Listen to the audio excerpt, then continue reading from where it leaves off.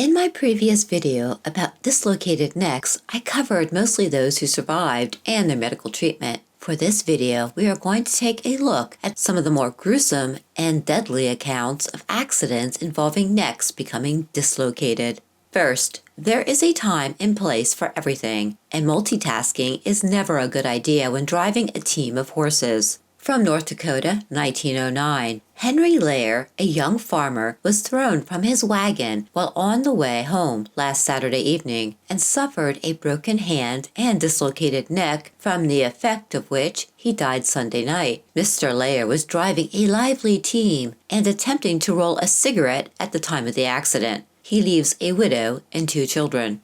Over the years, I have read numerous accounts of hay wagon accidents. In fact, I just might do a video on the subject. But since we are taking a look at dislocated neck incidents, let's take a look at this incident that happened in Maryland, 1918. Michael Harvey, one of the best known and highest respected citizens of District 8, died yesterday morning as a result of an accident which occurred to him when he fell from a wagon load of hay. At the time of the accident, Mr. Harvey was engaged in hauling from one barn to another on his farm, and with the load he was proceeding along the country road, when a low-hanging limb of a tree caught him and threw him from the wagon to the roadway, where he struck upon his head and dislocated his neck. Immediately afterward, his physician was called and rendered all the aid possible. Mr. Harvey was upwards of 75 years of age. He was a Civil War veteran, being a member of a West Virginia command during the entire war.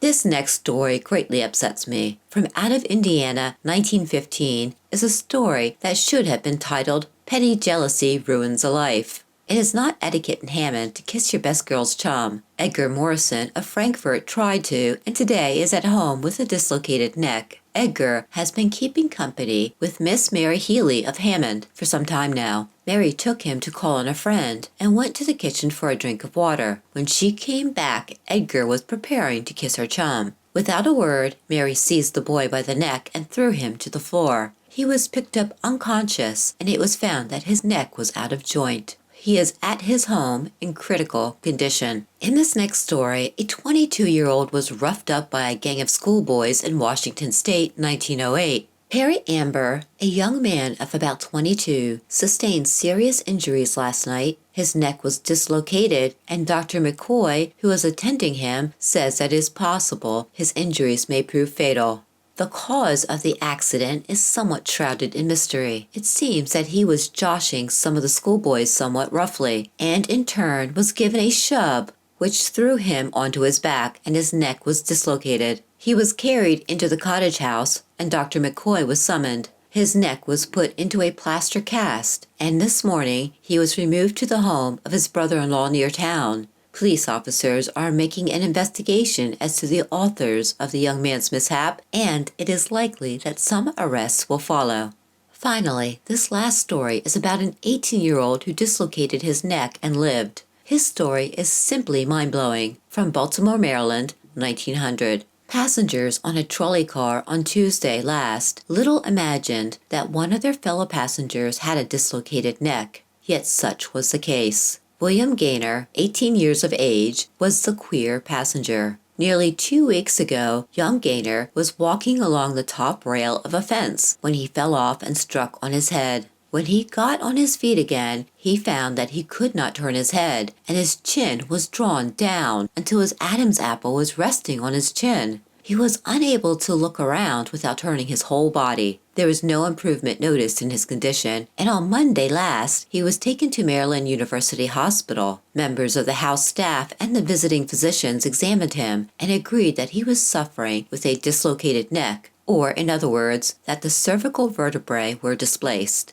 Gaynor said he could feel a lump in the back of his throat, and that was apparent when the doctors examined through his open mouth with their fingers. The muscles of the young man's neck are drawn tense and stand out like cords from the unusual pressure put upon them. They aid in holding his head rigid so that he is unable to turn it from side to side or back and forth. the doctors will probably try to replace the bones after the young man's muscles have been relaxed by an anesthetic. It may be necessary to put a large cork in his mouth with which to exert pressure on the bones and push them gently back into place.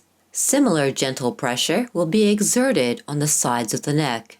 Should these procedures fail, it may be necessary to try a cutting operation and by removing portions of the vertebrae to get them into the proper position. This dislocation from which young Gaynor suffers is different from that brought about by hanging a man, so that, as it is said, his neck is broken. When the hanging is well managed, the jerk of the fall tears apart the strong ligaments connecting the two bones, pulling the head backward so that the projecting head and neck of the second bone is thrust forward through the nerve fibers of the spinal cord, causing instant death. And with that pleasant thought, that is all I have for you today. I hope you enjoyed this video, and please don't forget to drop me a like, and thank you. Take care.